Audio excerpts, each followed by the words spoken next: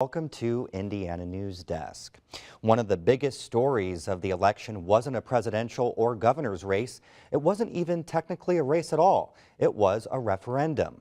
Voters in Bartholomew County were tasked with deciding whether to voluntarily raise their property taxes to fund pre-K scholarships for low-income children.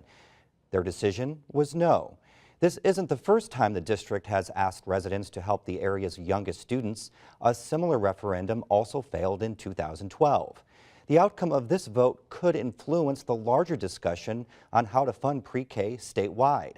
As State Impact Indiana's Rachel Morello reports, other communities were looking to Bartholomew County's model to fund their own preschools. And Governor Pence and his advisors plan to use a similar public-private partnership model as they kick off the state's first pre-K pilot program. Look for another picture.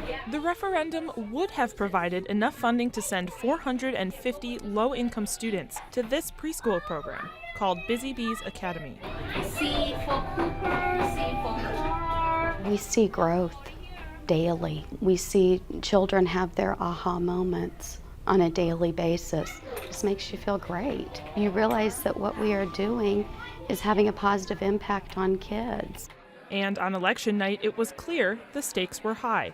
After a few hours of hitting refresh on election results, Bartholomew School Superintendent John Quick thanked supporters for all their hard work and reminded them he wouldn't give up. Our goal was to go from good to great, and it didn't work out this time, but we'll have to just go back to the drawing board. 54% of voters said no to the referendum that could have raised up to $12.6 million over 7 years. That margin was almost exactly the same as when the measure failed in 2012. Referendum supporters say they aren't sure where the group went wrong this time around. I'm convinced this time the populace was much more educated about what it was. I think maybe it's different financing, and that's a kind of a state level challenge because there's not much available to us. State lawmakers implemented property tax caps in 2008. And because schools get a lot of their money from property taxes, they're increasingly turning to voter-approved tax levies to make up for shortfalls in district revenues. In the last 6 election cycles, Indiana has seen 104 school-related referenda placed on the ballot, and about half have passed. Purdue University economics professor Larry DeBoer has a theory about why Bartholomew County's initiative has not been successful. He says it could be an issue of timing. In May, you attract the people who are really interested in the referenda question, and that includes the parents whose children directly benefit from whatever the referenda is proposing. In November, you attract people who are interested in statewide and national elections who may not even know that there is a referenda on the ballot. And DeBoer says it might be to Bartholomew County's benefit to try again. They may not have any other choice. Almost all of the school funding comes from either the state aid formula or property taxes. There's a sliver from the federal government, but if you're talking about a big program that's going to need money for operating costs and teacher salaries year after year after year, boy, that's hard to finance that with a grant. Bartholomew County leaders say they're confident they'll find other revenue for Busy Bees Academy. What they're more concerned about is what their community's decision could mean for the future of early education statewide.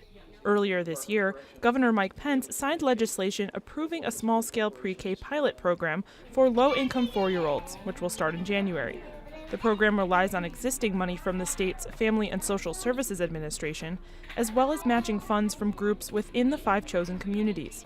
Pence has said he favors a local organic approach rather than a top-down mandate to enhance early education in the state. And that's why some pre-K supporters question why the governor didn't make a stronger push for the BCSC measure to pass. Governor Pence made a point of saying, don't want federal dollars because you typically like the down the road hooks that come with it. And I get that. But he'd also at the same time said, as a state, we're going to spend $10 million of our dollars to run these 5 pilots this next year. In some other parts of the state, Indiana communities are finding financial support for their own programs. Just this week, Indianapolis Mayor Greg Ballard reached an agreement with his city-county council to free up $20 million in city funds for his pre-K initiative. And Columbus Pre-K supporter Kathy Oren says that should give other neighborhoods hope. Every community is different. I would say every community needs to look at what the challenge is, what is the gap in their community, how many students are being served. No matter where funds come from or how long it takes to find them, Bartholomew County Consolidated Schools Pre-K Director Kathleen Holliday says parents and all other community adults should keep in mind what and who they'll be working for. We are here for these kids, whether it was a yes vote or a no vote. They are what mattered the most. For now, Bartholomew County School District officials will likely divert some Title I money being used in the area's other public pre-K programs toward Busy Bees.